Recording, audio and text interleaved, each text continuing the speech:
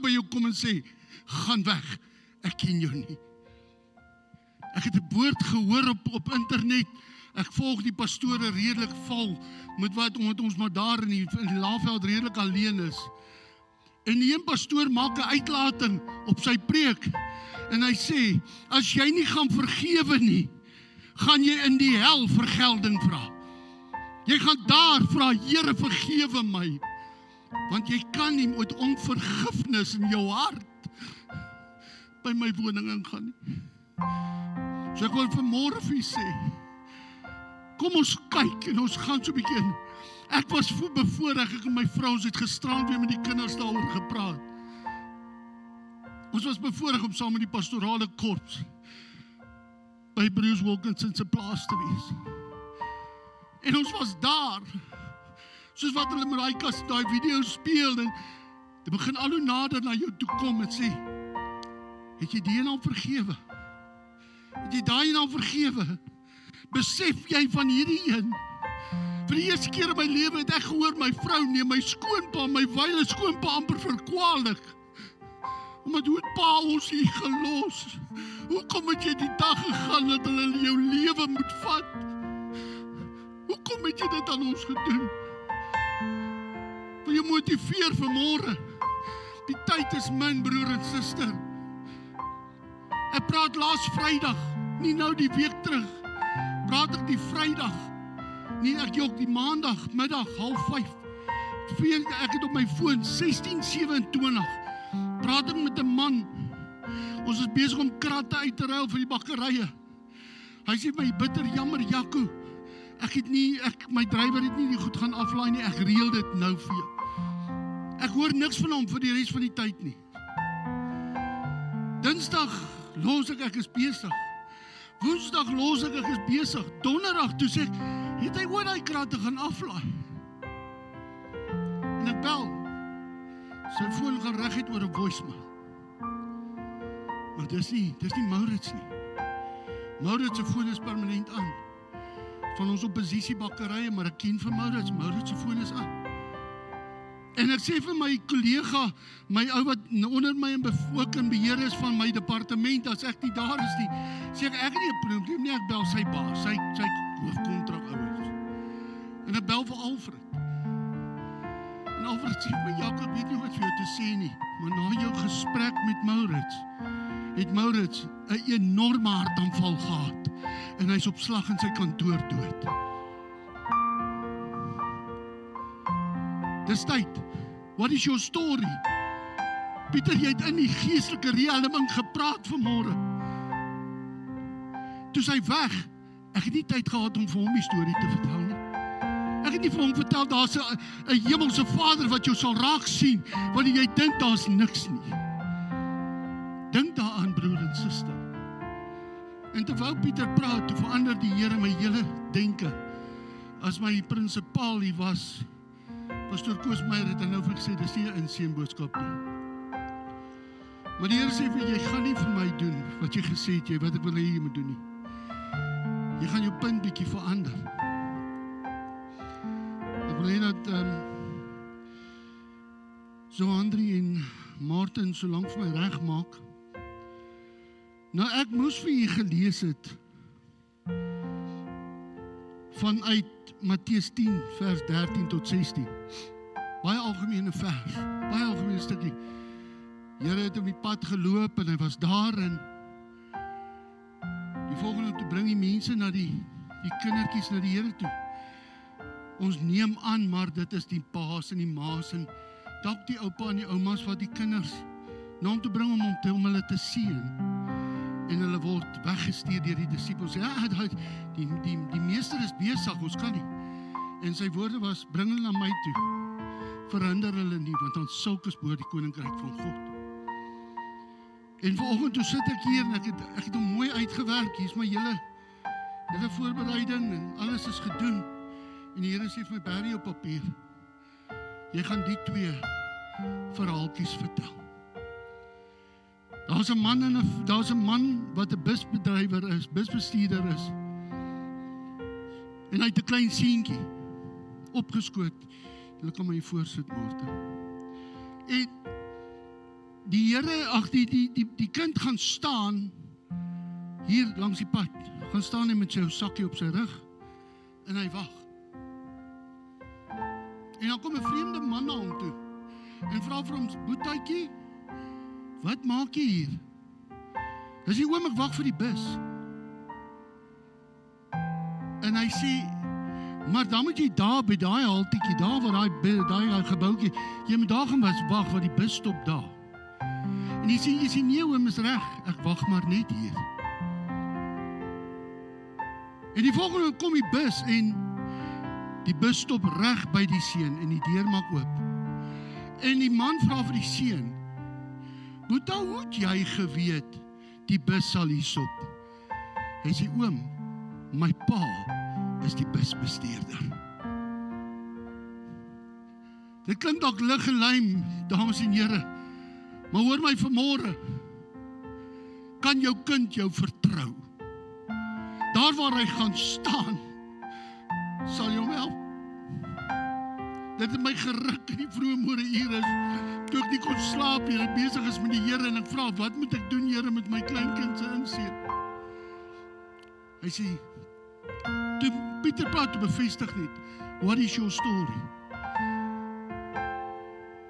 Die ander verhaal is, en dis baie waar, van die man, wat sy seun, ek kan nie onthou wat die persoon se naam nie, ek het nou al probeer kyk, dis hoe ek agter toe gegaan het. Die pa het sy kind skool toe gevat.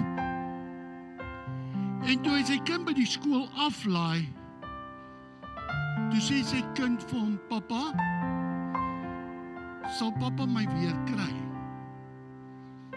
En die pa se woorde was, "My kind, ek sal altyd jou kom kry en ek sal jou nooit vergeet nie." Net so is dit dat die man wegtrek en die kind stap die skoolterrein binne. En hy's besig om op hierdie nasionale pad te ry. En ek wil hê julle twee moet vanmôre baie mooi na hierdie ding luister, want dit's waar. En hy so 20 minute af van die pad. Toe stop die radiostasie die musiek waarmee hy speel. En daar word 'n noodkreet uitgeroep op die radio. As daar mense in die omgewing van die skool is, kan hulle dringend gaan. Die skoolgebou het in mekaar gesak en kinders sit onder die gebou vas. Dadelik is die pa in 'n toestand en hy gaan soek 'n plek waar hy kan omdraai. En hy kom daar aangery. En die nooddienste is klaar daar en hy wil inhardloop om te hulle sê, "Jy kan nie, dis onveilig." Hy sê, "Jy verstaan nie, my kind is daar binne." En hy sê, die nooddienste ou sê vir hom, "Jy kan nie daarin nie, dis onveilig, jy plaas jou sa." Hy sê, "Ek kan nie, ek het my kind 'n belofte gemaak, ek sal altyd daar wees vir hom, ek moet nou gaan." Hy ruk hom los en hy gaan en hy grawe 'n uur. Hy grawe 'n uur en 'n half. Hy grawe 8 ure, die nooddienste kom by hom en sê, "Dis hopeloos te laat, die kinders kon nie dit gemaak het, wie ons nog nie kon red nie." Die pa sê, "Ek grou." Hy grou 24 uur, hy grou 28 uur, hy grou 48 uur, hy grou 50 uur. Hy grou vir 'n week lang grou hy. En op 'n stadium, toe hy die een rots so met moeite optel met daai bebloede vingers, toe roep hy sy kind se naam uit. Elke keer wat hy 'n rots optel, roep hy die naam uit. En toe hy die rots optel en hy roep die kind se naam uit, toe sê hy, "Papa, ek is hier." Die seentjie se woorde aan sy maatjies was, "Ek het vir julle gesê, my pa het vir my 'n belofte gemaak, dat hy sal altyd daar vir my wees. En ek het geweet, sy woord is sy eer. En kyk, hy's hier om ons te red vandag." So ek wil nie vanmôre vra, broer en suster, Martin, so hande kom staan nie voor. Ek wil nie vanmôre vra, voordat ek na die twee mensies toe gaan, wat sal jy opoffer vir jou kind? Pastor Henry kan nie glo, dit was amper 'n jaar terug. 27 Oktober as my geheue my nie mis met my toe ek daai deur uitstap. Toe sak ek in mekaar. En die dokters het vermoed of hulle is nog steeds, hulle kan nie dit bevestig nie, hulle kan nie dit sien nie as gevolg van my suiker. Sak ek by daai deur in mekaar. En toe hulle my by die hospitaal bring, toe vermoed hulle het ek 'n ligte hartaanval of iets gehad. Dat die dokter sê as hulle miskien 2 ure, 3 ure langer gevat het, my kon dit dalk weer gebeur. En ek daar agter gelê. Ek sal een gebed in my lewe nie vergeet wat daar gebid is nie. Man wat by my gekom het en gesê, Jaco, ons pleit die bloed oor jou. Ons pleit Jesus oor jou. Jaco, sê net vir my Jesus. En ek hoor daai stem van hierdie man en ek sukkel om en dit klink so ver. En hy sê vir my met 'n meer senior autoriteitsstem, Jaco sê vir my, Jesus. En die derde keer het hy sê vir my, Jesus. Toe sê ek, Jesus, en Pastor Henry Nel sê, hy's terug, hy's hier. Sê ek, hy's ons pa in die pastorale wêreld. Hy was vir jare ons visiemoderator, hy het nou afgestap. Dis ons pa. Wat as hy nie bereid om op te offer vir een van sy geestelike kinders? Martin, Johandri, julle het die regte besluit geneem om 'n klein Realise terug te gee aan die Here. Julle kinders moet besef, dis 'n groot verantwoordelikheid wat julle aanvat. Julle het beide kinders op. Een baie groot. En dan een wat vandag 3 jaar oud is, wat sy oupa se kroonprins is. Wat ons ook aan die Here teruggegee het. Maar ek wil vandag vir julle vra. Beloof julle voor hierdie gemeente en voor God dat julle Realise en die vrese van die Here sal groot maak. Laat julle haar sal leer die weë van die Here. Laat julle haar sal leer dat sy nie op mens moet staat maak nie, maar op God. Laat julle haar sal leer, hoor Israel, die Here onse God is 'n enige Here. En laat sy sal weet waar haar toevlug en haar antwoorde lê. Wat is julle antwoord?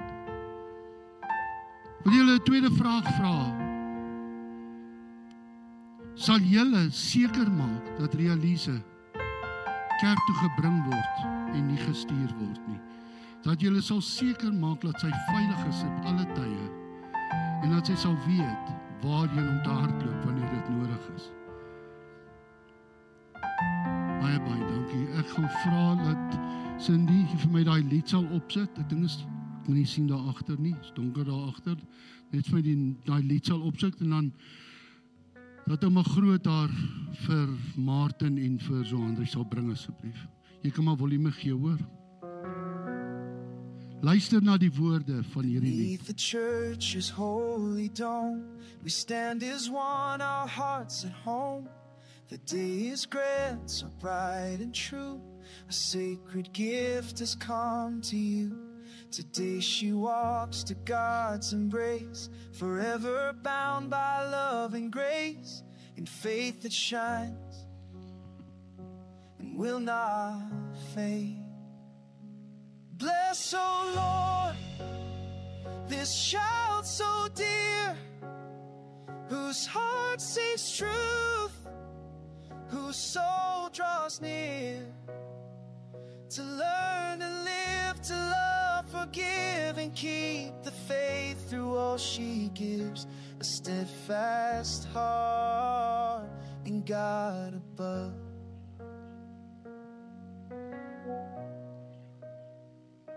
Her godparents stand by her side.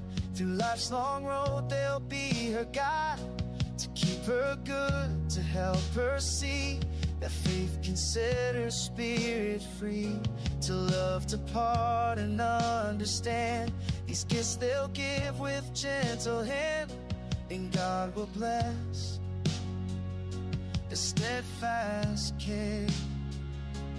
Bless, oh Lord, this child so dear, whose heart seeks truth, whose soul draws near, to learn to live, to love, forgive, and keep the faith through all she gives, a steadfast heart.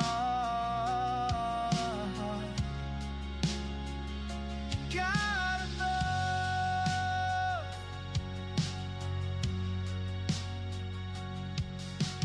faces glow with joy and light, our souls united, pure and bright. We lift our thankful prayer on high for one more gift to grace the sky. This little girl so pure, so small, has felt the holy sacred call, and God has blessed her life anew. Bless, O Lord, this child so dear, whose heart seeks truth, whose soul draws near, to learn to live, to love, forgive, and keep the faith through all she gives, a steadfast heart. Mag ek maar breek as oupa, is hy nie pragtig nie. Ek dink toe liewe Jesus al vir ons gestuur het hy gesê, dis die versoening wat ek tussen jou en jou kinders het. Jy sien, daar was ook 'n tyd wat ek nie met my kinders gepraat het nie.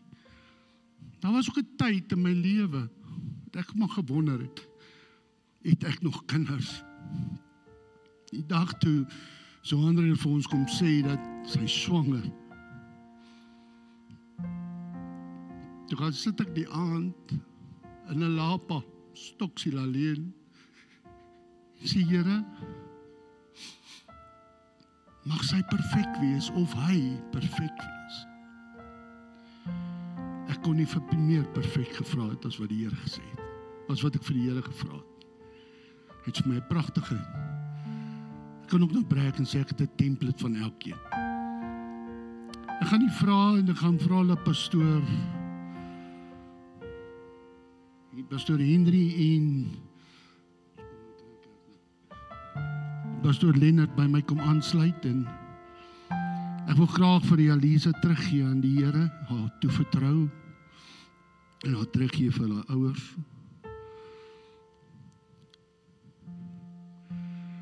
En ek wil weer eens net, terwyl pastoor Hendrie, baie dankie vir hierdie geleentheid. Dit is vir my 'n groot voorreg. Dis die tweede keer, né? So gaan vra, ja, pastoor Hendrie kan nou net vir myself, ek sal gebed doen. Kom ons sluit ons oë en mag ek vra dat u hande sal uitreik na Elise asseblief.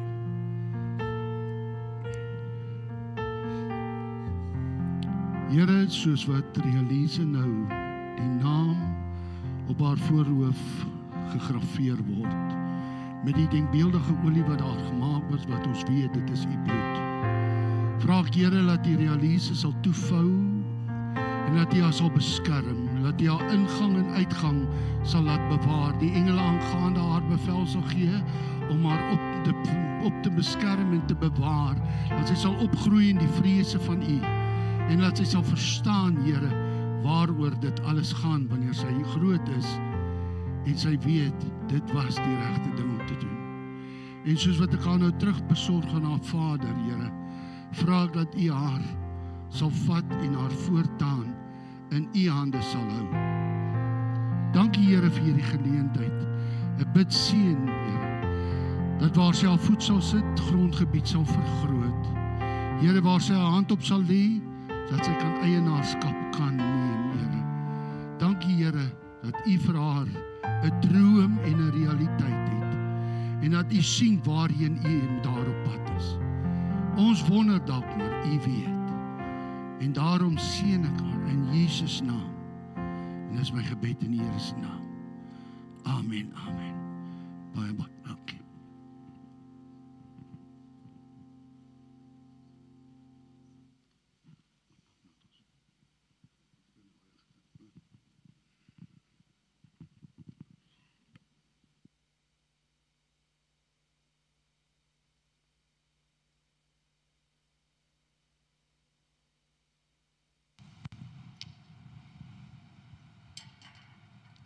Baie dankie, Pastoor Jaco.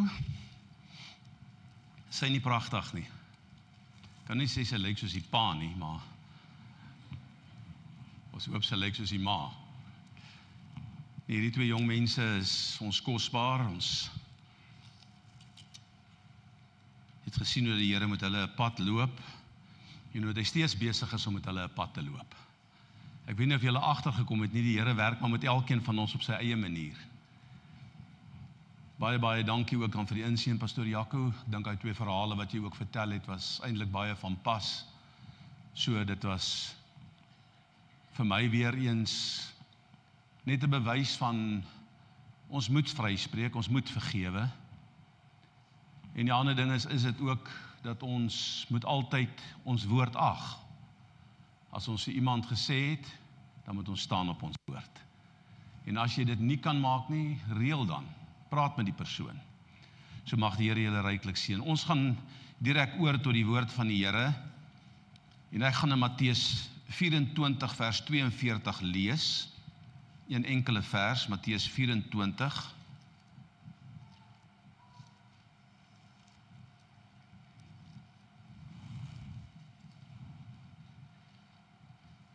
Vers 42.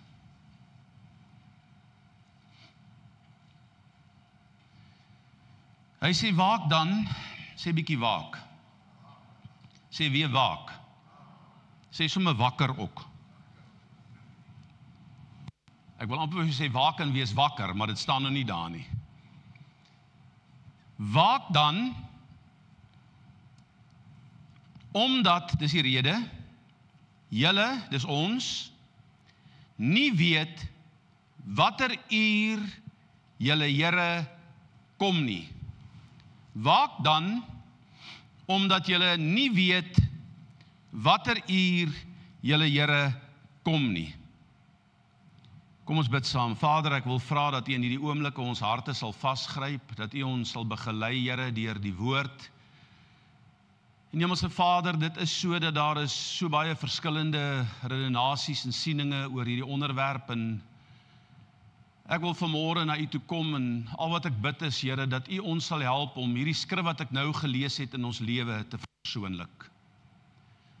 En ek wil vra, Here, dat U uit genade elke hart sal vasgryp, en dat U ons ook vanmôre sal leer, Here, rondom U woord en sekere dinge wat ons ook nie altyd verstaan nie, en ons kan dalk dink ons verstaan alles, maar Paulus kom op 'n plek, hy sê ons ken ten dele, maar eendag sal ons die Here van aangesig tot aangesig sien, en dan sal ons ook weet wat God wil hê ons moet weet.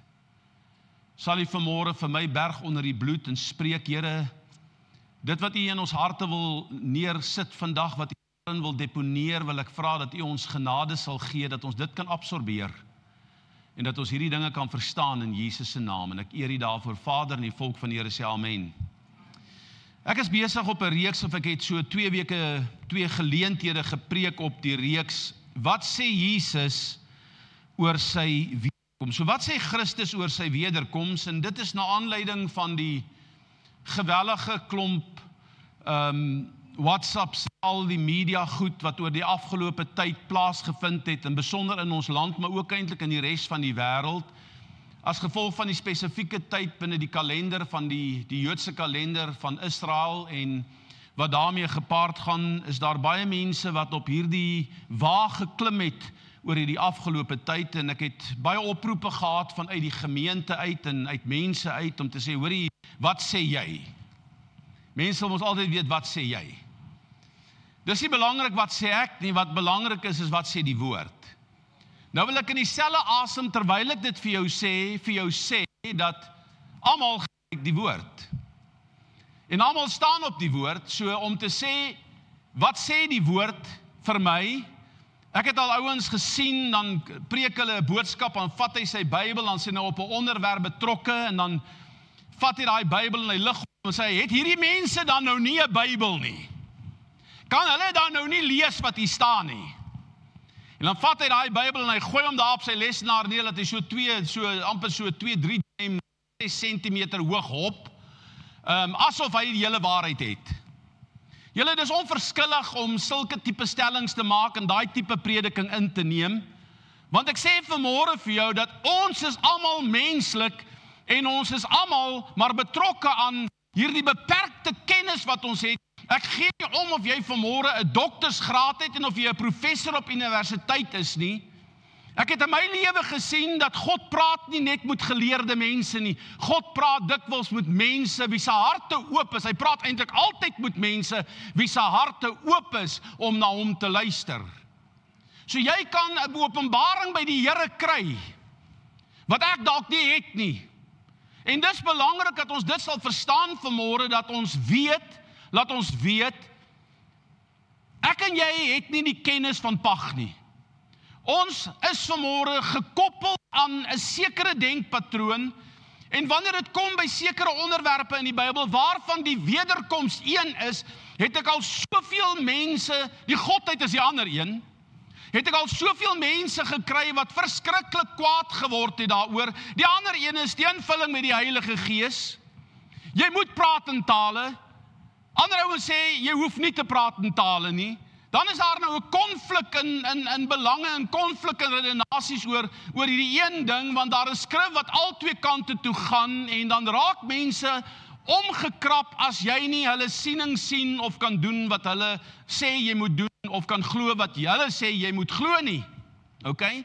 So ek gaan vanmôre uit 'n neutrale hoogtepunt uit. So ek wil jou nie vanmôre verveel en bedien met 'n klomp tegniese dinge nie. Want daar is te veel goed om in val van 'n kansel waar jy my nie 'n vraag kan vra nie. Is dit moeilik om hierdie goed te hanteer? So ek wil vanmôre nie daai pad vat nie. Daar is twee rigtings in die wederkoms waarna ek en jy kan kyk, en die een van hierdie twee rigtings, dan kan ons een van hierdie twee rigtings volg. Rigting nommer 1 is, hoe kan ek die saak benadeel? Ons kan vanuit 'n teologiese invalshoek al skrifte neem, en daar is baie van hulle, en vir onsself 'n teologiese siening saamstel, en vir onsself 'n teologiese siening opmaak en sê, okay, dit is die waarheid. So ek kan die rigting wat ek kan vat is, ek kan die skrifte vat, dit analiseer, en ek kan daarna kyk uit my bril, uit my oë, en as my bril so bietjie 'n blou skynsel het, gaan my siening éventueel 'n blou skynsel hê. As my bril so bietjie 'n pink skynsel het, gaan my siening éventueel 'n pink skynsel hê. Hoor jy wat ek vir jou sê? So ek kan vandag gaan kyk na teologie, dis die eerste rigting wat ek kan vat. Op hierdie manier is daar 'n probleem. Ek ignoreer ander denkrigtings, selfde skrifte wat almal waarheid is, want die Bybel is waarheid. So wanneer ek sê, dit is my siening, dan moet ek sê, dit is my siening, sonder om mense af te kraak en te sê, hoorie, so, jy sien nie reg nie. So wees versigtig vir dit. Behou jou verhoudinge met mense. Probeer altyd kind van die Here neutraal 'n ding, en gee 'n man en 'n vrou 'n kans om met jou te praat en te sien wat hulle sien, en probeer kyk hoekom hulle dit sê, en dan van daar af kan jy met jou gesprekvoering begin. So die eerste rigting is 'n teologiese invalshoek. Nou op hierdie manier ignoreer ons ander denkrigtings wat dieselfde skrifte gebruik as wat ek en jy gebruik, en toepas in hulle redenasies, en dan by 'n ander uitkoms uitkom, omdat hulle invalshoek terwille van of ten opsigte van hulle beredenering verskil. So die invalshoek wat hulle vat, binne in daardie selfde skrif wat ek en jy vat, verskil van mekaar, en dit kan 'n ander uitkoms bring. So met ander woorde, dit kan vir my 'n ander teologiese siening beklemtoon of minder beklemtoon. So dit is dan ook die rede waarom daar 3 hoofrigtings is in primêre sieninge rondom die wederkoms, en ons het baie daaroor gepraat in die vorige boodskap. Dis millennialiste, en dit is pre, en dan is dit post, né? Julle het daai goed gehoor. My doel met hierdie reeks wat ek wou preek, en ek het eintlik gesê ek wil dit in twee boodskappe klaar kry, maar ek kon dit nie doen. Op die wederkoms behels nie noodwendig hoe om my persoonlike standpunt vandag te definieer nie. Ek het 'n persoonlike standpunt met betrekking tot dit, en dit sal deurkemer in hierdie en jy gaan dit hoor iewerster as jy fyn luister na wat ek vir jou sê. Maar dis nie my doel vandag, om my standpunt hier te stel, sodat jy moet glo soos ek glo nie. Okay, dit is wat ek wil hê jy moet verstaan. So, my doel is, met hierdie reeks is nie om noodwendig te kyk, wat is my siening en dit vir jou te gee nie, om dit te definieer nie, maar eerder, die alternatiewe of die tweede rigting in te slaan met die volgende vraag. Wat is, en dit is wat ek wil hê jy moet weet vanmôre, en dit is wat ek glo God wil hê ons moet weet vanmôre. Wat is die kern van Jesus se lering ten opsigte van sy wederkoms? So met ander woorde, wat is die kern wat Jesus wil hê sy kerk moet verstaan met betrekking tot die wederkoms? Dis verskillend van my teologiese explanation, my teologiese verduideliking, maar wat wil Jesus sê, moet ek en jy weet. Wat is die kern van hierdie boodskap wat ek en jy vanmôre moet verstaan? Met ander woorde, wat is meer belangrik? Nommer 1, wanneer Jesus gaan kom, vraagteken, wat is meer belangrik? Wanneer Jesus gaan kom, en ons het gesien hier in Suid-Afrika, hoe dat 'n baie sterk figuur in ons land 'n sekere siening inneem, en uiteindelik sy hande brand en homself eintlik oor die radio en oor die TV moes om verskoning vra.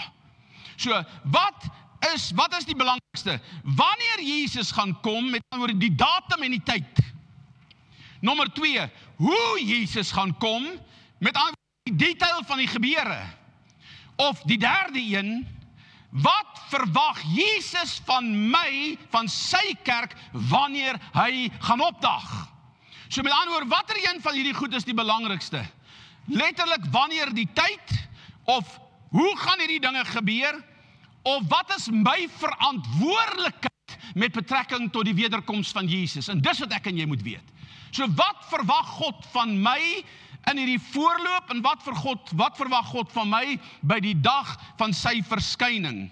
Vir my is al drie hierdie dinge belangrik. Daar's nie een wat meer belangrik as 'n ander een is nie, maar meer belangrik, of al drie is belangrik. Wat vir my meer belangrik is dat, wat is die implikasie van Jesus se wederkoms op elke mens?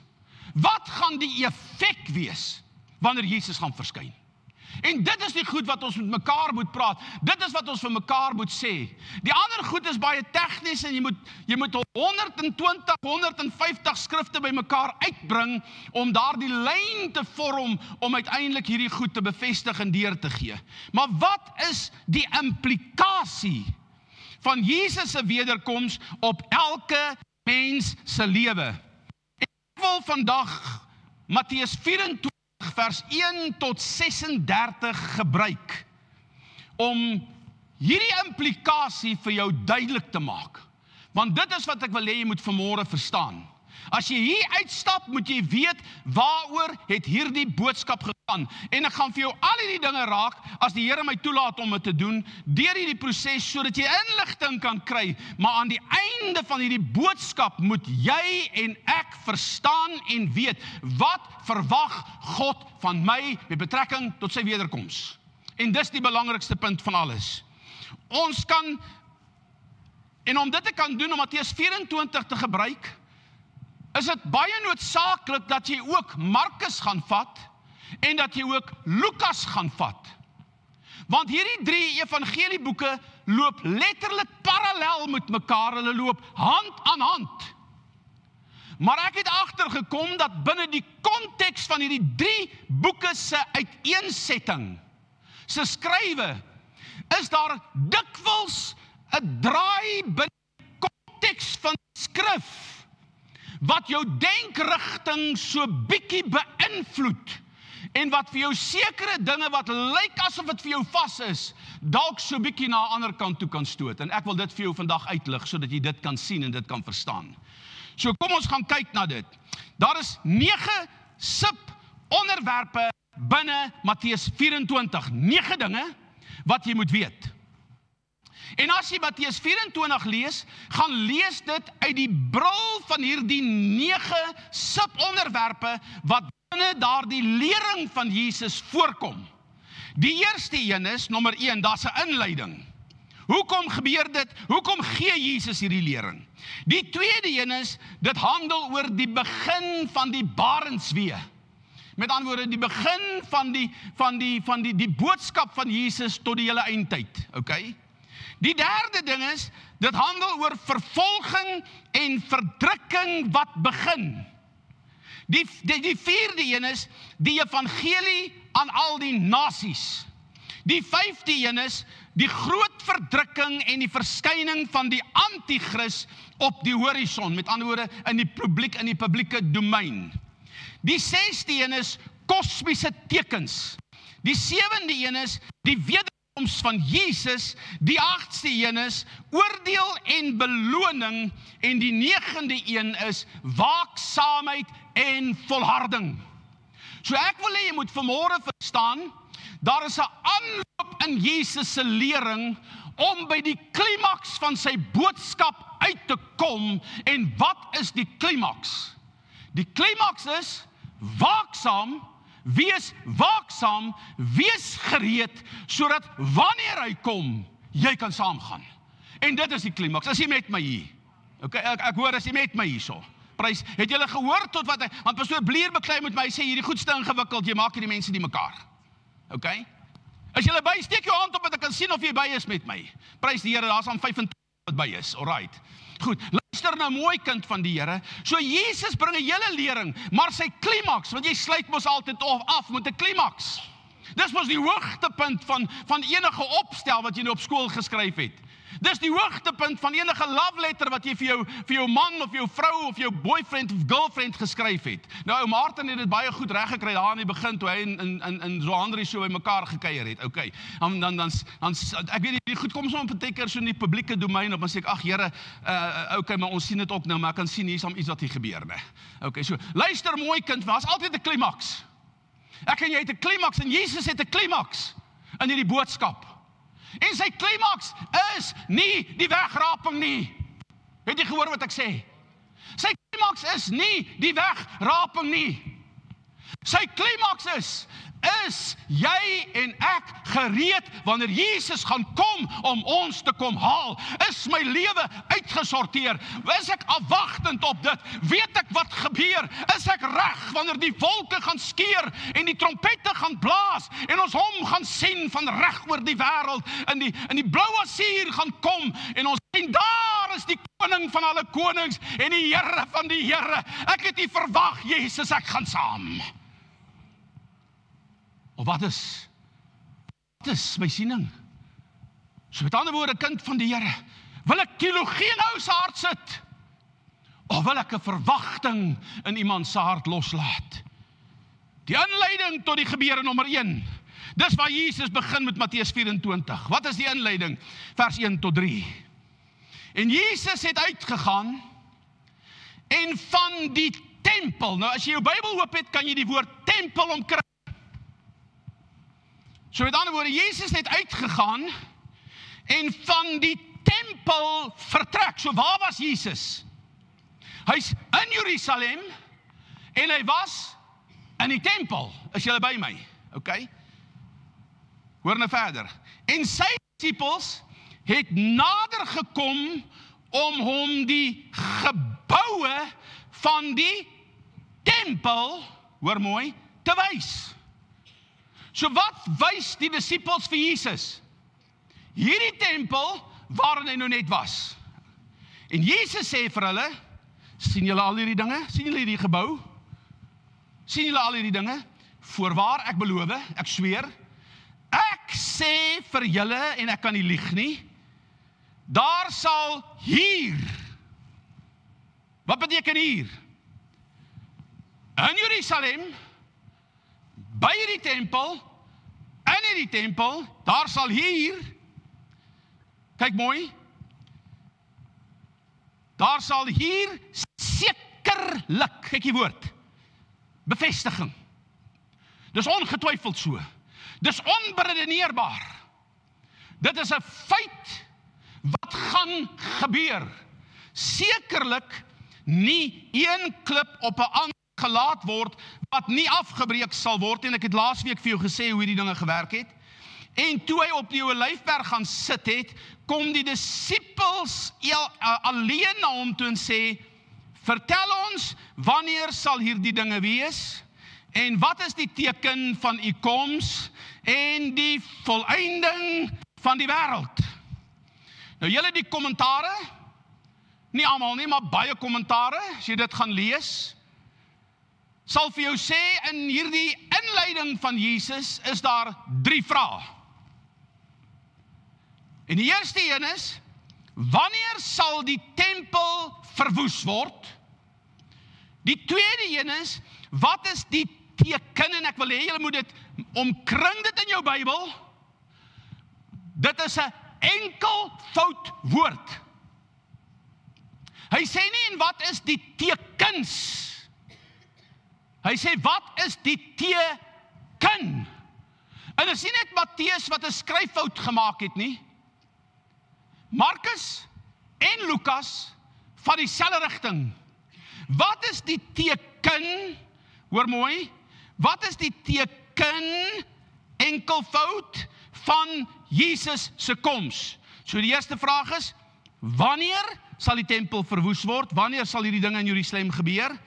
Wat is die teken van Jesus se koms en die volëinding, die derde ding, van die wêreld?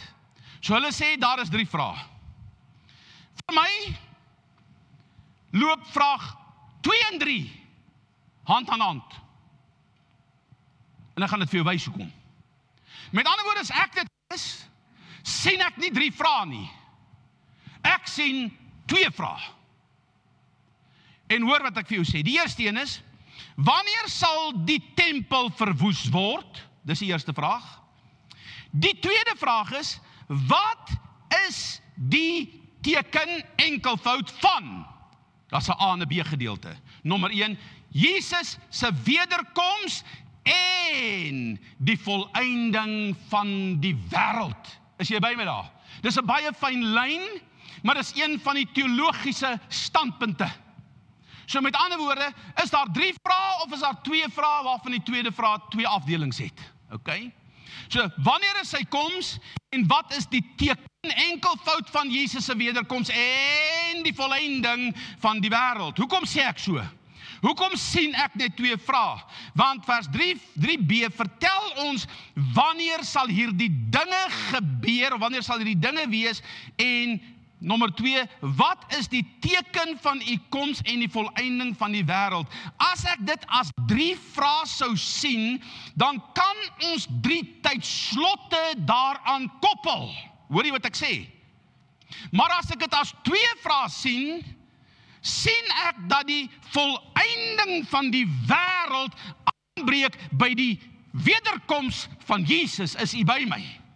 So met ander woorde kan jy sien hoekom ek bang is vir 3 vrae daar, want as daar 3 vrae is, kan daar 3 tydslotte wees, maar as daar 2 vrae is, dan is die volëinding van die wêreld die dag van die Here, wat die Bybel 100 plekke sê, die dag van die Here by sy wederkoms.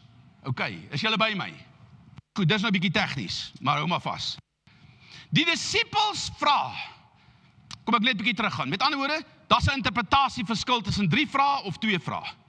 Vir die wat glo dat Matteus 24, nou moet jy mooi hoor, hoofsaaklik, want dis waar die verskil inkom, tussen die wegrapingssieninge, met ander woorde, vir die wat glo dat Matteus 24 hoofsaaklik op die Joodse volk van toepassing is, en die kerk weggeraap gaan word voor die groot verdrukking, geld die 3 vrae, omdat die volëinding van die wêreld, die wederkoms en die wegraping 2 afsonderlike gebeurtenisse is.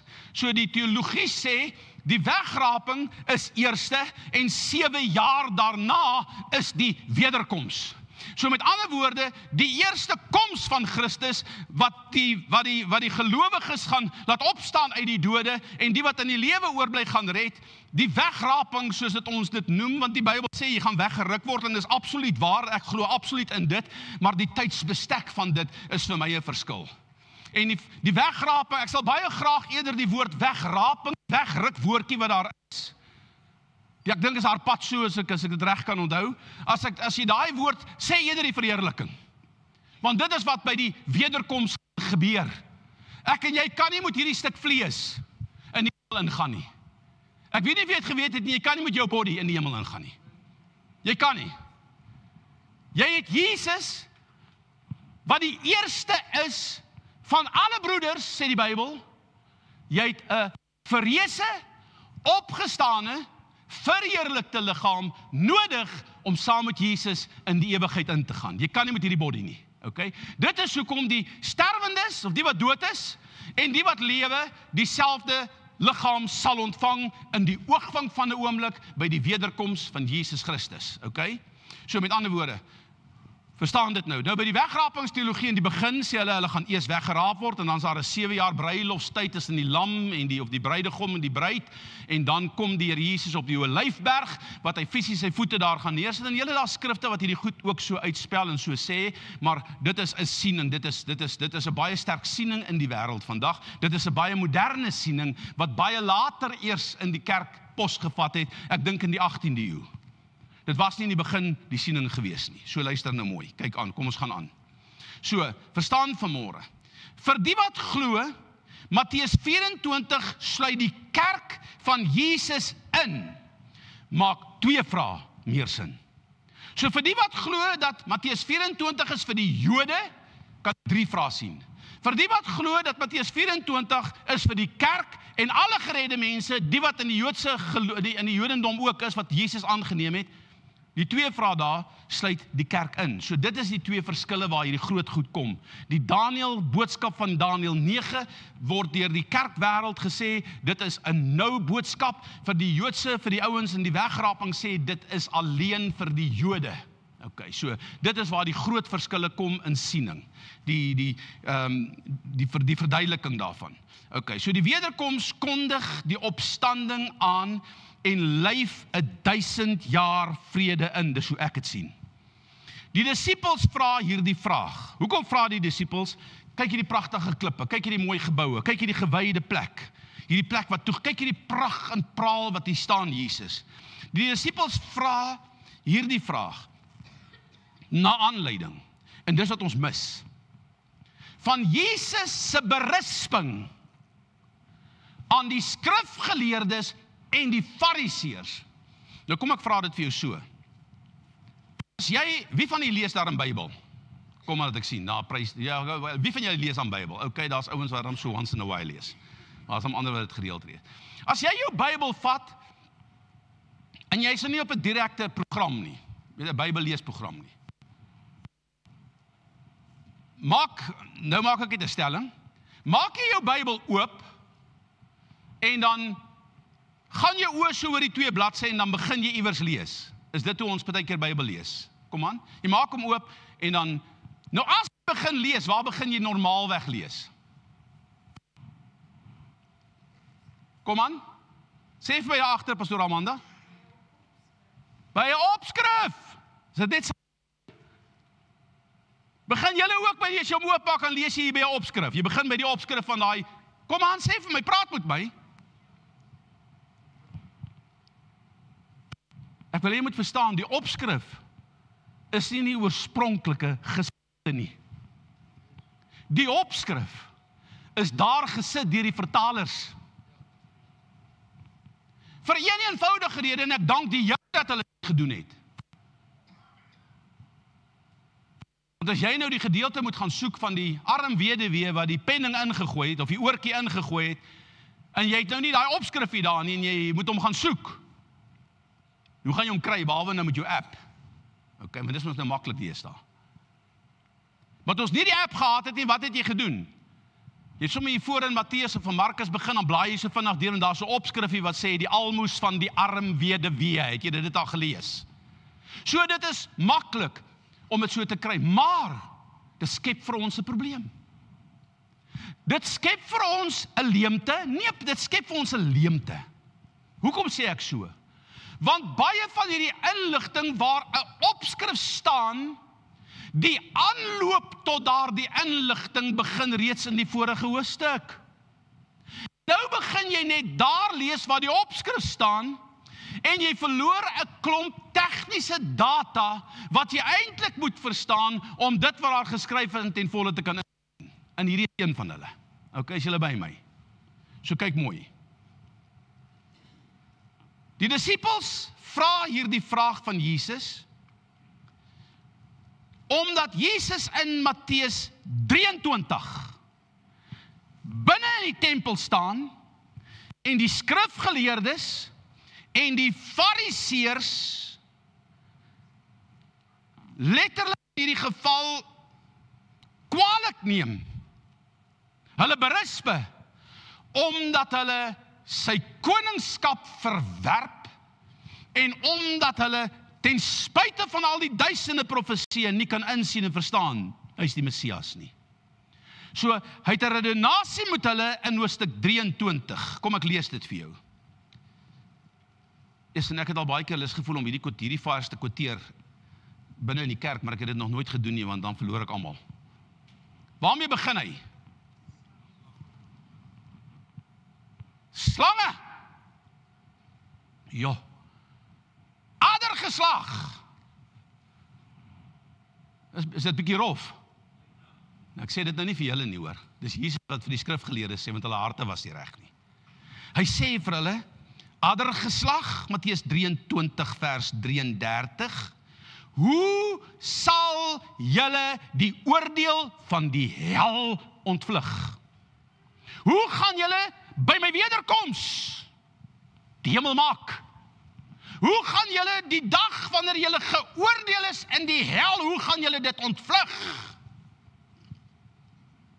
Vers 34, daarom, kyk, ek stuur toekomstig, nie ek het profete gestuur nie, ek stuur, kyk die tydsgeleef, toekomstig, kyk ek, wie ek, Christus sê ek stuur, wie? Profete, wyse manne, skrifgeleerdes na julle toe, en julle sal sommige van hulle, wie van hulle?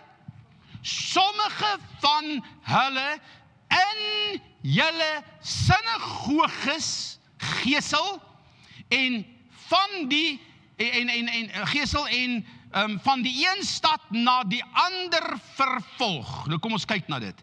Ek stuur toekomstig, want hulle sal, nou sê hy, en hulle is na julle toe, en julle sal sommige van hulle doodmaak en kruisig. So wat gaan die skrifgeleerdes en die fariseërs met hierdie boodskappers wat Jesus stuur doen?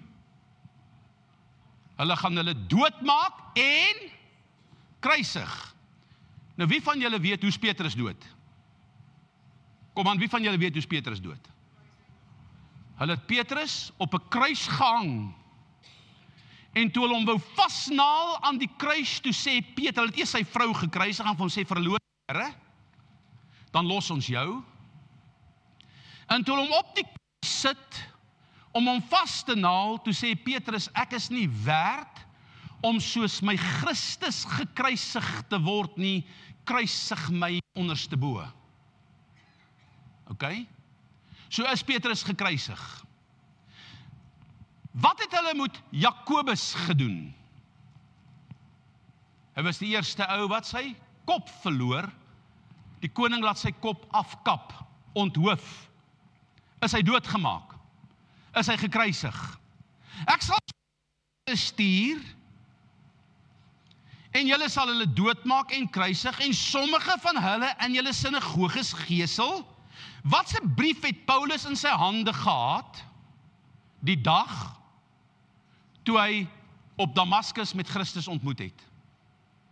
Hy het briewe van die fariseërs, van die Joodse raad in sy hande gehad, om alle mense van die weg, in die sinagoges te vang, uit te sleep, en hulle in die tronk te sit. Is dit waar? Het hierdie woord waar geword, sommer net kort daarna, na Jesus se kruisiging? Ja. Dit gaan nie aan. En van een stad na die ander vervolg, Handelinge 7. Stefanus. Vers 35 sê, sodat oor julle kan kom, al die reg, hoor nou mooi hierso, hier is 'n kwytstelling hierso. Julle gaan al hierdie dinge doen sodat oor julle kan kom al die regverdige bloed van Abel af. Nou waar kry jy die geskiedenis van Abel? In watter boek in die Bybel? Ek hoor nie. In Genesis. En julle sal, hy sê hierso, al die regverdige sodat oor julle kan kom al die regverdige bloed van die regverdige Abel af tot by die bloed van Sagaria wat julle vermoor het tussen die tempel en die altaar. Vers 36, voorwaar ek sê vir julle, al hierdie dinge sal oor hierdie geslag kom, vers 38, kyk, julle huis, die tempel Jerusalem, julle woonplek, julle stad, julle huis, kyk, julle huis word vir julle woes gelaat. So hier kom Jesus en hy gee 'n profesie oor die tempel en hy gee 'n profesie oor Jerusalem. En wat is sy woord oor Jerusalem en die tempel? Dit sal woes gelaat word. Dit gaan afgebreek word, dit gaan vernietig word. As julle nog by my. Okay. Ek het dit so eenvoudig as moontlik probeer gee. Vers 39 sê, hy sê ook vir hulle, dat hulle hom nie weer sal sien nie, totdat hy weer terugkom, dan sal hulle uitroep, Hosanna vir die een wat kom in die naam van die Here. Nou kan nou dink, okay, maar dit gaan nog gebeur by die intog in Jerusalem. As jy die orde van die skrifte gaan kyk, het dit klaar in Jerusalem plaasgevind. Praat hierdie van die dag wanneer Jesus weer gaan kom. Okay, is julle by? En op grond van dit, toe Jesus vir hulle sê, julle tempel en julle stad gaan verwoes word. Kom Jesus uit die tempel uit, en toe hy uit die tempel uitkom, toe vra die disippels hom hierdie twee vrae. Wanneer sal die tempel verwoes word? Nommer 2. Wanneer, of wat is die teken van u koms en die volëinding van die wêreld? So wat is die teken van die koms en die volëinding van die wêreld? Nou kom Jesus se antwoord. Nou, op grond van daai voorloop, daai inleiding, moet Jesus nou hierdie twee vrae, waarvan die een 2 bene het, antwoord. Want hulle het hom dit gevra. Hy moet hulle antwoord. Nou begin hy met 'n voorloop. Hy begin met die hele proses van wat hier gebeur. So die tweede punt wat ek nou vir julle genoem het van die 9 is, die begin van die barenswee. Nou kom Jesus en hy gee vir ons die volgende, Matteus 24 vers 4. En Jesus antwoord en sê vir wie? Ek hoor nie. Wie's hulle? Die disippels. En Jesus antwoord en sê vir hulle, sê hy dit vir die Jode of sê hy dit vir die kerk? Vir die kerk. Antwoord hulle en sê vir hulle, pas op dat niemand julle mislei nie. Hoor wat sê Markus? Presies dieselfde sinnetjie. En Jesus antwoord hulle en begin te sê, pas op dat niemand julle mislei nie. Kyk wat sê Lukas. En hy antwoord, pas op, en dit is vers 8, die A-gedeelte. En hy antwoord, pas op dat julle nie mislei word nie. So kan jy sien, hy sê, en Jesus antwoord hulle, pas op dat niemand julle.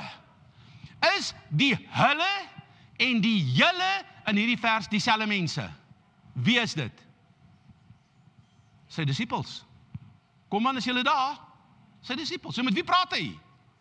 Met sy disippels. Pas op dat julle nie mislei word nie. So met ander woorde, die heel eerste waarskuwing wat Jesus hier gee, gaan oor 'n waarskuwing dat niemand ons moet mislei, of ons moet waak, dat niemand ons mislei ten opsigte van sy wederkoms nie. Kan jy sien, dis die heel eerste ding wat Jesus begin mee. Hoekom? Hy antwoord dit. Want, dis die rede, baie sal onder my naam kom en sê, ek is die Christus. So, wat is die eerste boodskap van die valse Christus?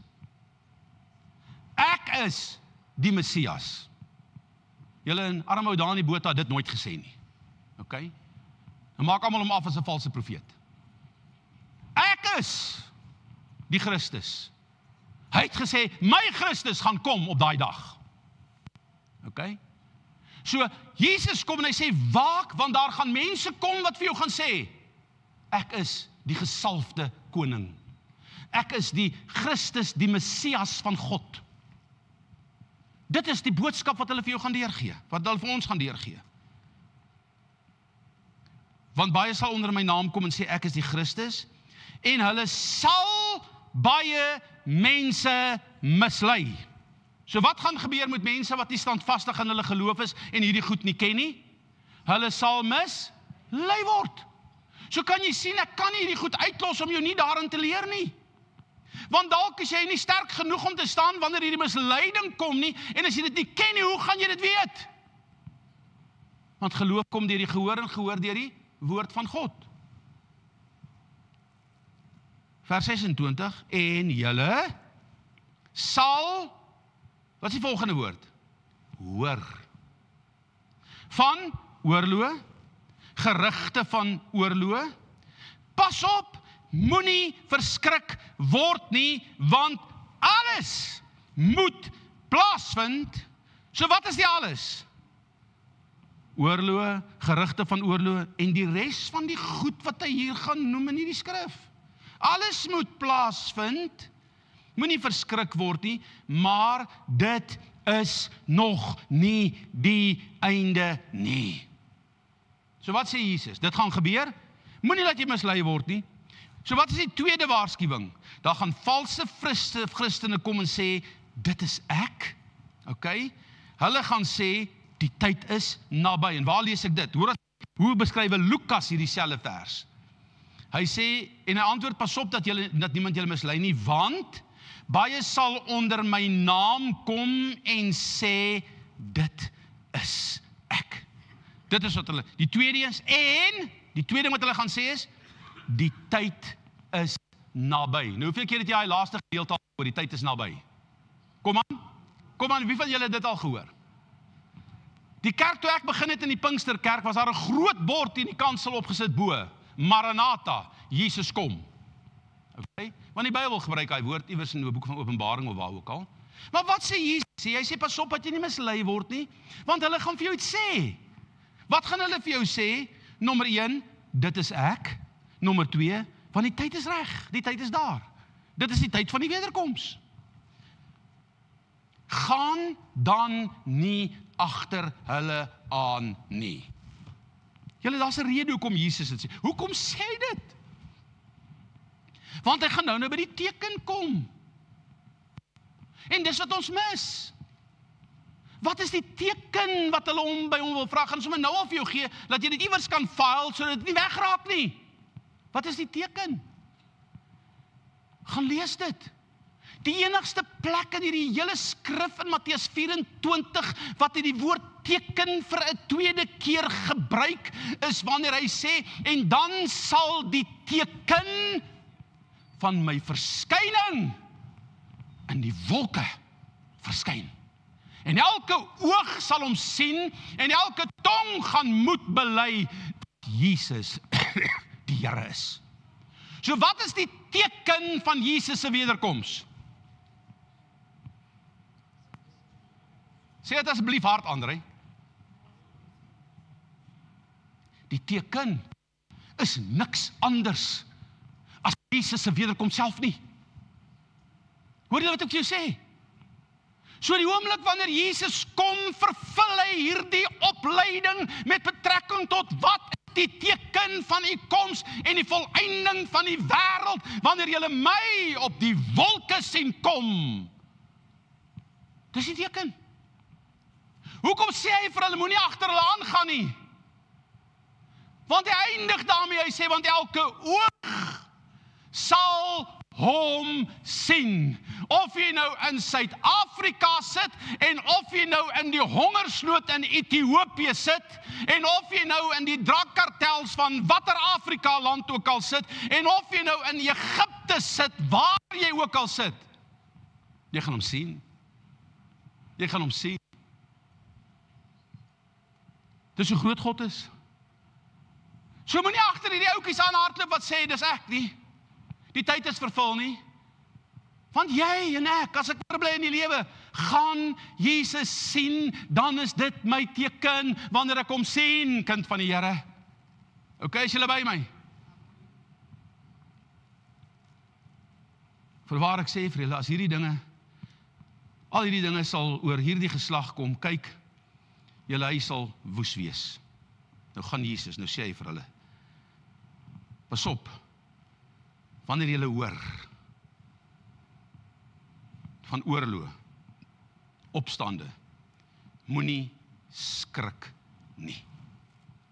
Nou julle, ons het so gewoond geraak, in elk geval, aan oorlog en gerugte van oorlog, dat glo my vry, ons skrik nie eens meer nie. Maar ek dink hulle het geskrik toe Hitler opgestaan het. Okay? Want hy het soos 'n storm gestorm, soos 'n bil wat kwaad was. En hy het alles platgevee voor hom, tot die Jode. Nou kyk wat sê vers 7. Want die een nasie, dis aansluiting van vers 6, hierdie eerste gedeelte. Alles gaan oor misleiding. Die begin van die barenswee. Want die een nasie sal teen die ander opstaan, en die een koninkryk teen die ander. En daar sal hongersnode wees, hier kom nou iets by, oorlog, gerugte van oorlog, was die volgende een. Hongersnode, pestsiektes en aardbewings, waar? Op verskillende plekke. Nou Markus bring 'n ekstra woord hier in. Want die een nasie sal teen die ander opstaan, en die een koninkryk teen die ander. En daar sal aardbewings wees op verskillende plekke, en daar sal hongersnode wees en beroeringe. Hy gebruik die woord beroeringe, met ander woorde, 'n roering onder die volkere. Hoor wat sê Lukas? Toe sê hy vir hulle, die nasie sal teen die ander opstaan, en die een koninkryk teen die ander. Maar nou maak hy 'n stelling, hy sê, en daar sal groot aardbewings op verskillende plekke wees, en hongersnode en pestsiektes. Kan julle sien, dis identies dieselfde woorde as die twee vorige skrywers. Maar hy bring iets anders hier in. Hy koppel iets direk in hierdie selfde vers wat ek nie by die ander twee lees nie. En dis die goed wat ek en jy moet na kyk. Want daar's 'n doel. Hoor wat sê hy verder in Lukas 21 vers 11. En daar sal groot aardbewings verskillende plekke wees, hongersnode en pestsiektes. En daar sal verskillende dinge en groot tekens van waar af kom. Julle? Dis gelyk aan kosmiese inspraak. Kosmiese veranderinge, soos die groot vloed. Dis 'n kosmiese ding. Is julle by my? So wat sê hy vir ons die volgende waarskuwing? Daar gaan konflik wees tussen nasies. Daar sal hongersnood, pestsiektes, aardbewings op verskillende plekke wees en beroeringe. Verskriklike dinge en groot tekens van die hemel sal volg. Maar nou wil ek by Lukas 21 vers 12 aangaan. Hoor wat sê hy nou? En daar sal verskillende dinge en groot tekens van die hemel kom, maar voor al hierdie dinge. Wat is die tydsgreep hier? Voor.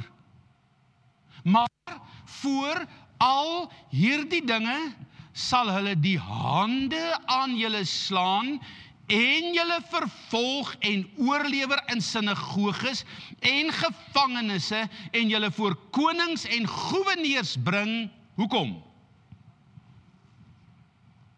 Sê hy dit vir die kerk of sê hy dit vir die Jode?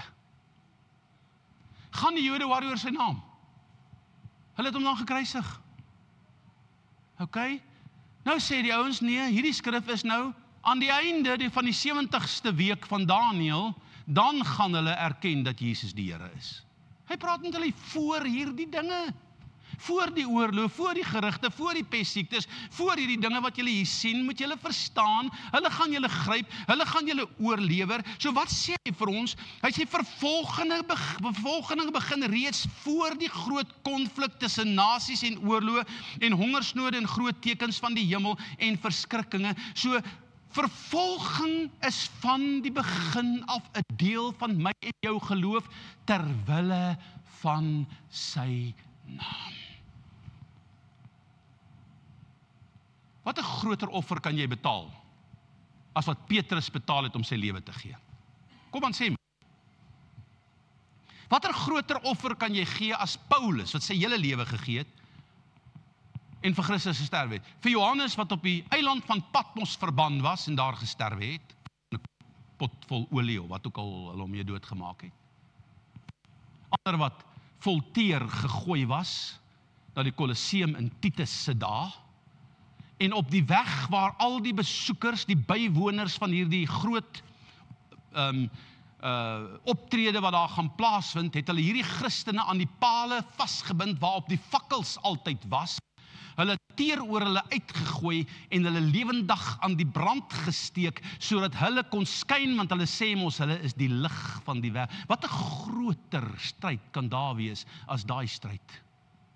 Wat 'n groter stryd kan daar wees as hulle letterlik koperplate aan geslagsdele vasmaak en hulle sit dit aan die ander kant in 'n vuur en hulle maak dit warm en hulle sê vir jou verloon die Here.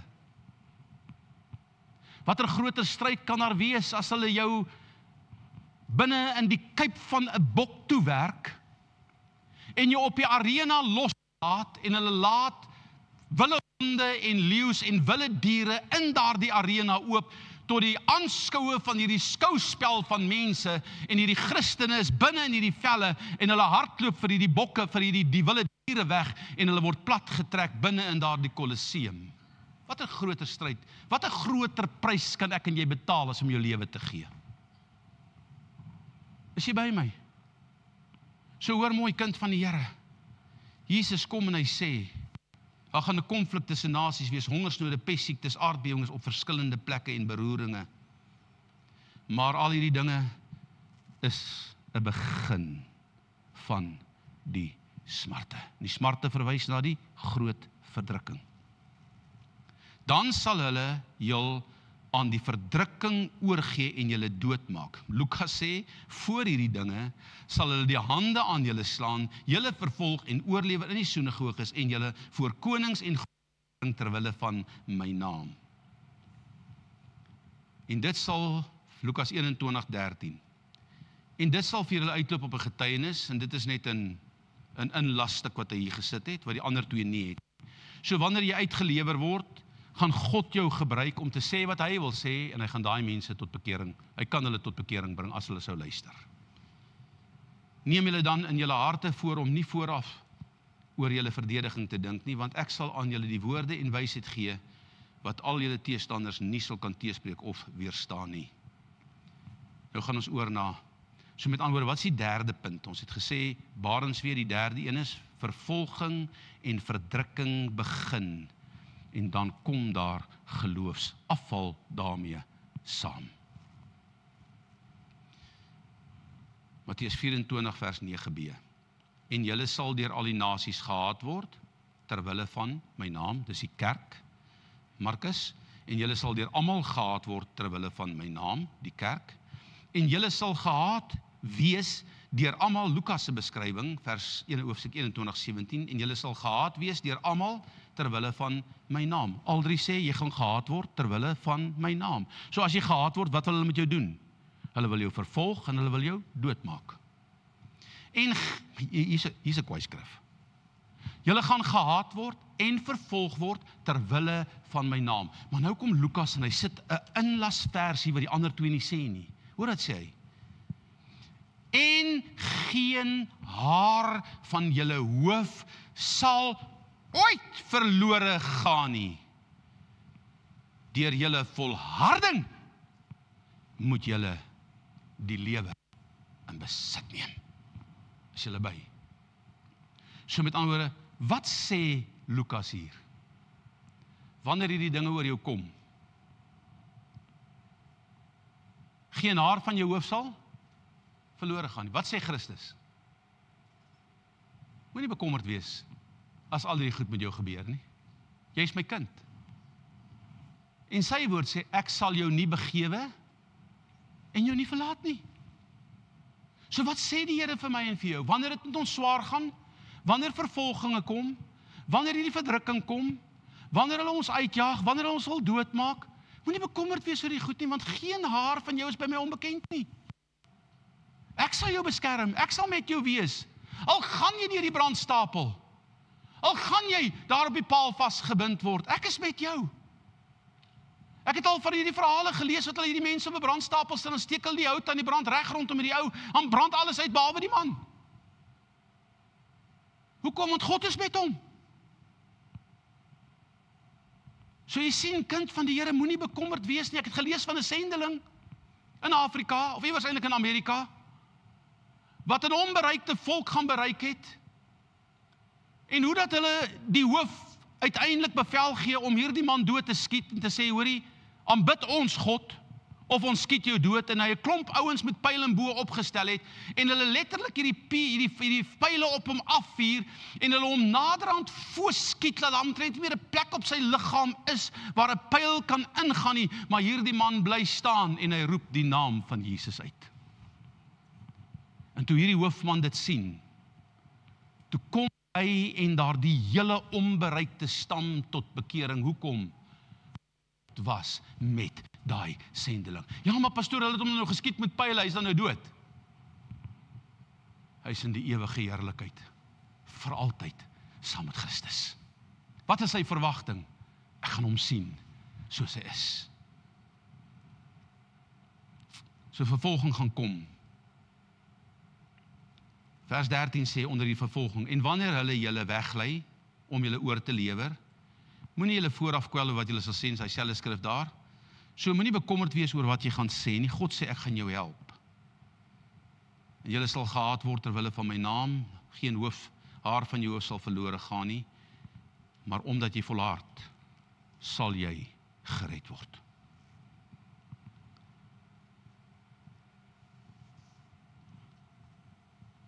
Hier is 'n klomp waarskuwings tot hier. En hier by die 7de punt kry ek 'n aanmoediging waar Jesus sê, moenie vaskyk teen al hierdie verkeerde goed wat in jou lewe met jou gebeur nie. Want ek is met jou. As jy vanmôre weet dat jy weet, die Here is met jou, sal jy doen net wat God vir jou vra om te doen. Kom aan, as jy dit glo.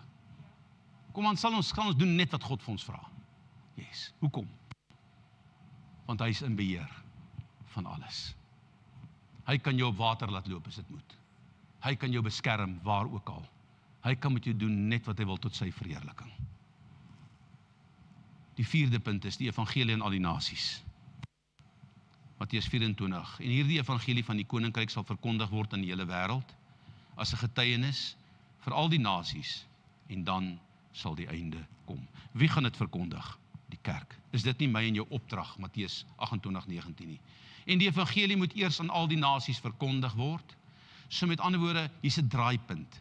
Wanneer die hele wêreld van Jesus se verlossing gehoor het, dan begin die uurglas leegloop. Die geboortepyne se intensiteit begin toeneem. Nou begin vers 5, die groot verdrukking. Of die 5de punt, die antichrist word sigbaar.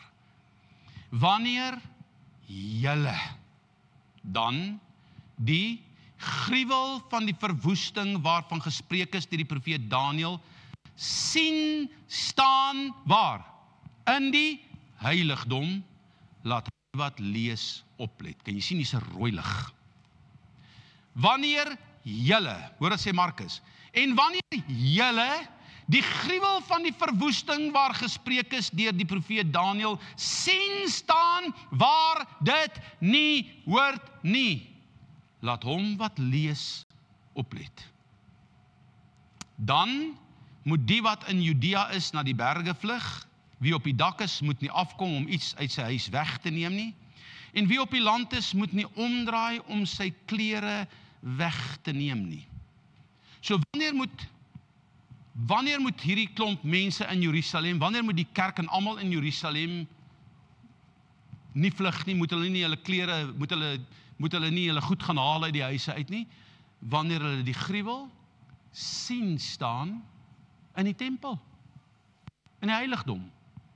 Maar julle, kom ek wys jou iets. In hierdie skrif, onthou Jesus antwoord 2 vrae. Wanneer gaan die tempel verwoes word in Jerusalem? En wat is die teken van die wederkoms en die volëinding van die wêreld? Nou antwoord Jesus hierdie ding profeties. Maar hier is ook 'n historiese inslag. Want as dit profeties is, dui dit op die laaste tye van gebeure wat dan gaan gebeur. Maar hoor wat sê Lukas. En wanneer julle Jerusalem deur leers omsingel sien, dan moet julle weet dat sy verwoesting naby is. Kan jy sien, hier antwoord hy julle nou, wanneer julle Jerusalem omsingel sien deur leers, want hulle hom vra wanneer sal dit gebeur? Wanneer hulle dit sien, moet julle weet sy verwoesting is naby. Dan moet die wat op Judea is na die berge vlug, en die wat in die stad is moet nie uitgaan nie, en die wat in die buitewyke is moet nie daar inkom nie. Want dit sal dae van wraak wees, sodat alles wat geskrywe is vervul word. So met ander woorde, wat gebeur hier? Hier's 'n teologies of hier's 'n profetiese inslag en hier's 'n historiese inslag. Hoe weet ek dit? Want hoor wat sê Lukas 21:23. Maar weet die vroue wat swanger is en wat nog so gaan daardie dae. Want daar sal groot nood in hierdie land wees en toorn oor hierdie volk, en hier is die Joodse volk, dit praat van Israel. En hulle sal deur die skerpte van die swaard val en as krygsgevangenes geneem word na al die nasies, en Jerusalem sal vertrap word deur die nasies totdat die tye van die nasies vervul is. Hy gebruik identies dieselfde woorde as Markus en Matteus. Maar dan maak hy 'n stelling en sê in daardie tyd gaan hulle julle vang en na die nasies toe uitstuur. Nou julle, is dit afgehandel of is dit nie afgehandel in die jaar 70 na Christus nie? Dis afgehandel. So kan jy sien, die inslag hier praat van die verwoesting van die tempel in Jerusalem 70 na Christus. Nou sê die Here Jesus, maar daar gaan 'n ander tyd kom, wanneer julle hom in die huis van die Here sal sien, wanneer julle dan die gruwel van die verwoesting waarvan gespreek is deur die profeet Daniël sien staan in die heiligdom, laat hy wat lees oplet. So Lukas verwys na die verwoesting van die tempel in 70 na Christus, want hy sê hulle gaan gevange geneem word, uitgestuur word, maar die laaste dae sê hy gaan Israel bymekaar bring terug in Israel. Okay, so kan jy sien, is 2 verskillende geleenthede. Ek wil vir jou lees wat sê Paulus in 2 Tessalonisense 1 vers 4, 1-4. Maar ons vra julle broeders, die kerk, met die oog op die wederkoms van ons Here Jesus en ons vereniging met hom, om nie gou julle verstand te verloor of verskrik te word nie. Is dit nie wat Jesus ook gesê het nie?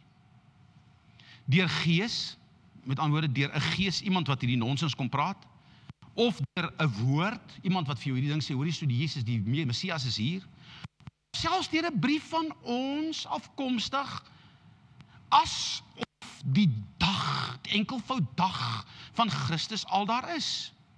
Laat niemand julle op enige manier mislei nie, want wat eers? Want eers moet, nommer 1, die afval kom. Daar moet 'n suiwering plaasvind in die kerk.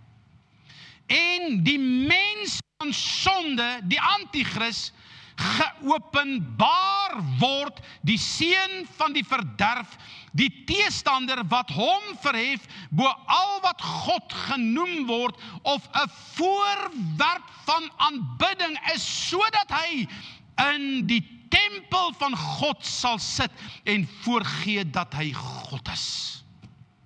Julle, moenie verskrik word nie, moenie bang word nie, want dan moet eers een ding gebeur, en wanneer dit gebeur, moet julle weet, Die einde is in sig. En wat is dit wat moet gebeur? Die gruwel van die verwoesting moet in die tempel van God. Hoe dit ook al gaan werk, 'n herboude tempel. Ek het 'n ander siening rondom dit in Daniël, wat hy praat van die vleuel van die verwoester, enkelvoud vleuel, die een vlerk van die verwoesting, en daai vlerk beteken die gedeelte van 'n gebou, en daar is 'n muur oor, waarop die klaagmuur genoem word, waarby die Jode elke dag duisende briefies in die mure druk om voor te bid. So daar hoef nie eens 'n tempel gebou te word nie. Hy kan op die vleuel van die gruwel gaan staan en kan sê, aanbid my. En wanneer julle hom sien verskyn, dan moet julle weet, die tyd is naby. Ek wil sommer met dit afsluit. Hier is nog 'n klomp verse, maar is te veel goed, ek kan dit nie met julle hanteer nie. Ek en jy moet verstaan. Paulus sê, broeders, ek wil nie hê dat julle moet ontsteld word nie. Nie deur 'n brief nie, nie deur 'n woord nie. Nie deur iemand wat vir julle iets sê nie. Want eers moet die anti-kris verskyn. Wie van julle het die anti-kris al gesien? Het een van julle die anti-kris al, kan julle vir my op 'n punt sê, hoorie, dis hy. Ek het al sulke preke gehoor, hoor.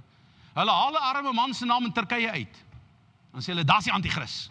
Dan is hy nog arrogant, dan skree hy af in die tempel af, dan noem hy die ou se naam, hoor jy, ek sien jou, hoor.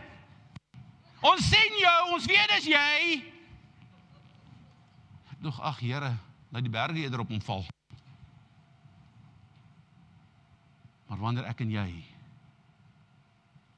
weet, hierdie is die anti-kris, moet ek en jy weet. Dan sê Jesus reg aan die einde, kyk dan op, omdat julle weet van waar julle hulp kom. So wanneer julle die anti-kris sien staan, kyk dan op, want dan is die wederkoms van Jesus naby. Pastoor, is dit voor, is dit in die middel, of is dit einde? Ek is nie bekommerd daaroor nie. Ek weet Jesus gaan kom om sy kerk te kom haal. Ek glo, dit sal aan die einde by 'n eenmalige dag van die wederkoms wees, waar die hele wêreld hom sal sien wat hulle deursteek het. En in daardie oomblik wanneer hy kom, en of dit voor die kosmiese goed gaan wees, dit weet ek nie. Want hy sê, nou kom daar 'n hele stuk wat Matteus en Markus nie noem nie, maar dit word baie duidelik omskrywe in Lukas. Hy praat van die 10 maagde wat gewag het vir die bruidegom. So wat is die boodskap aan die einde van hierdie ding? Waak en bid dat hierdie dag julle nie soos 'n dief in die nag betrap nie, maar dat julle gereed sal wees wanneer dit gebeur. Voor, middel, na, maak nie saak nie, maar wanneer dit gebeur, moet ek en jy reg wees. So wat is Jesus se boodskap met betrekking tot hierdie wederkomslesing? Ek wil daarmee eindig. Waak saamheid. So die laaste deel wat ons moet verstaan na die groot verdrukking, na die anti-kriste verskyning, na die groot verdrukking, sê die Here, my boodskap aan julle is, waak en bid. Waak en bid, dat my wederkoms julle nie soos 'n dief in die nag betrap nie. Nou het ek 'n vraag vanmôre. En ek dink dit is wat die Here ook gedoen het in hierdie tyd wat verby is in Suid-Afrika, want ek het baie ouens gehoor wat geskrik het vir daai boodskap.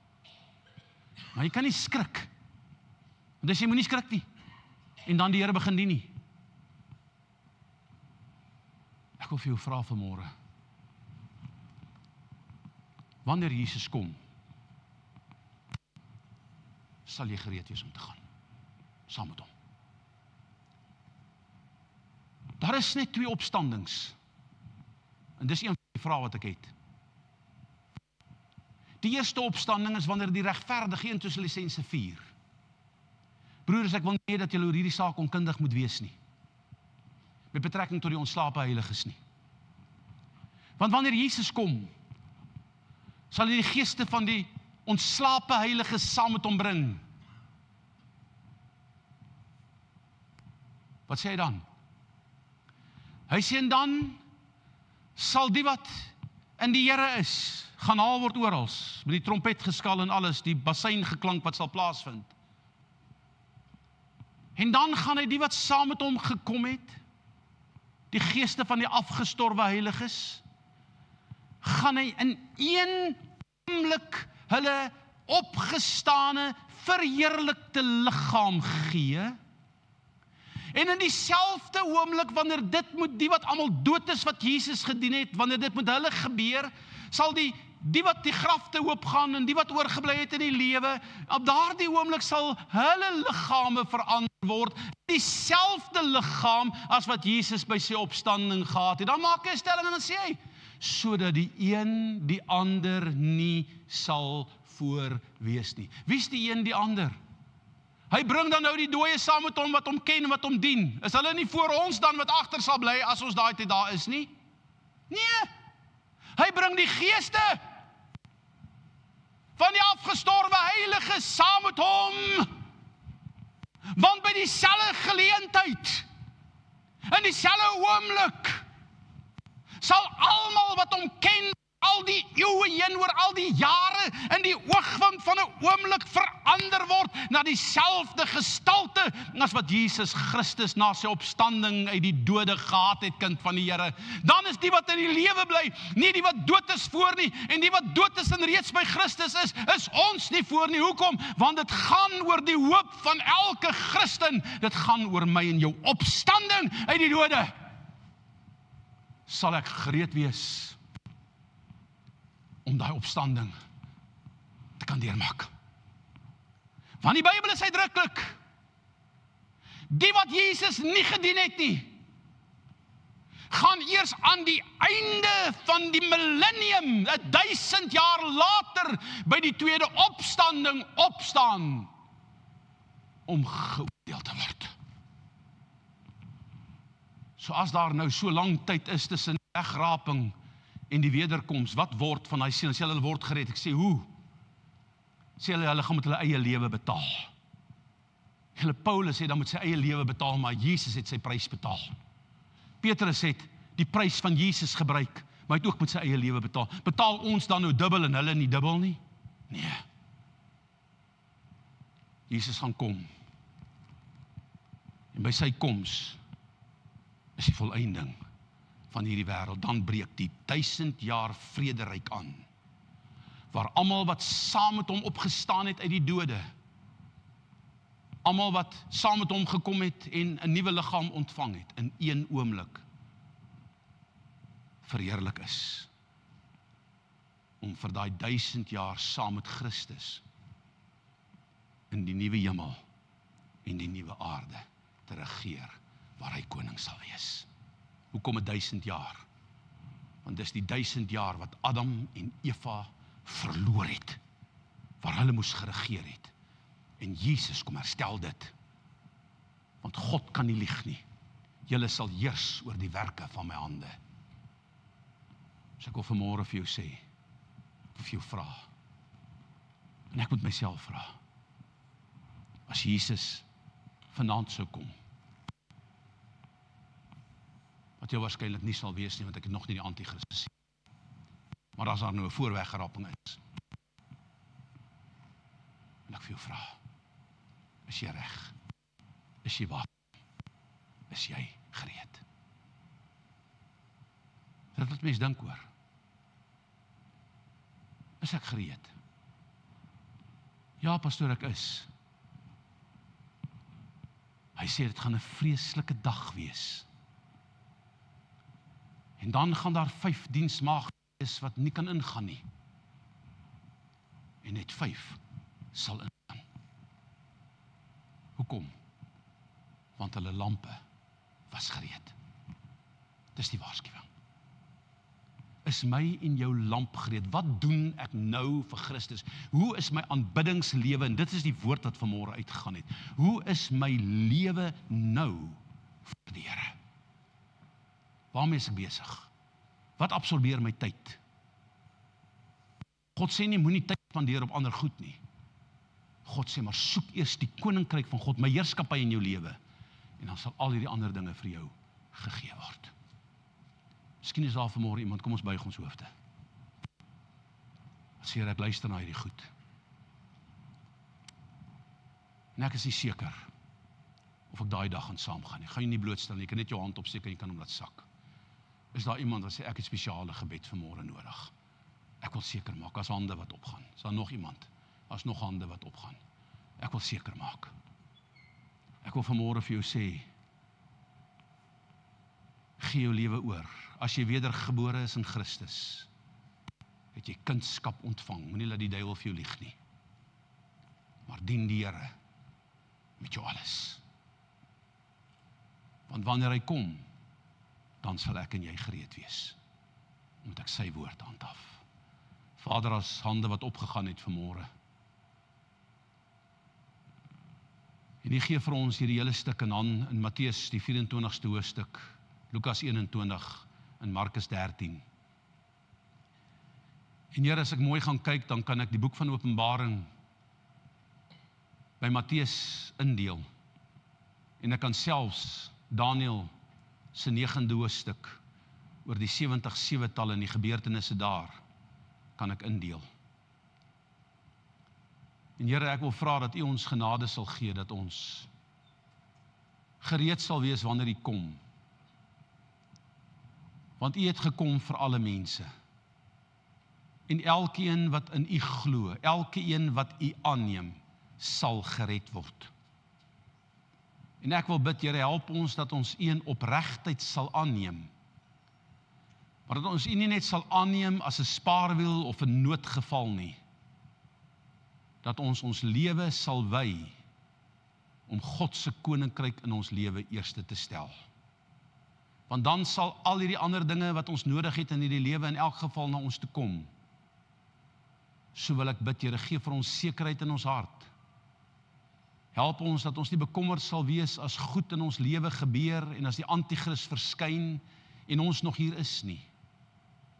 Maar dat ons sal deurbreek, sal opkyk in hierdie verwagting dat wanneer dit gebeur, kyk op, want die koms van die Here is voor die deur. Help ons, Here, dat ons gereed sal wees, want net soos die Bybel sê, net soos hulle U gesien gaan, net so sal hulle U sien kom.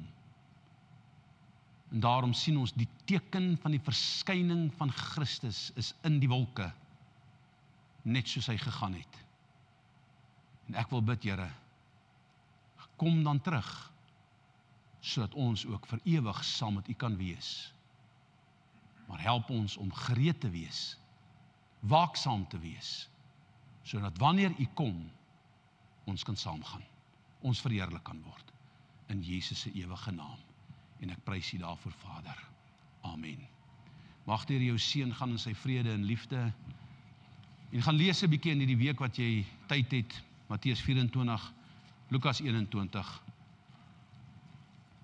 en dan ook so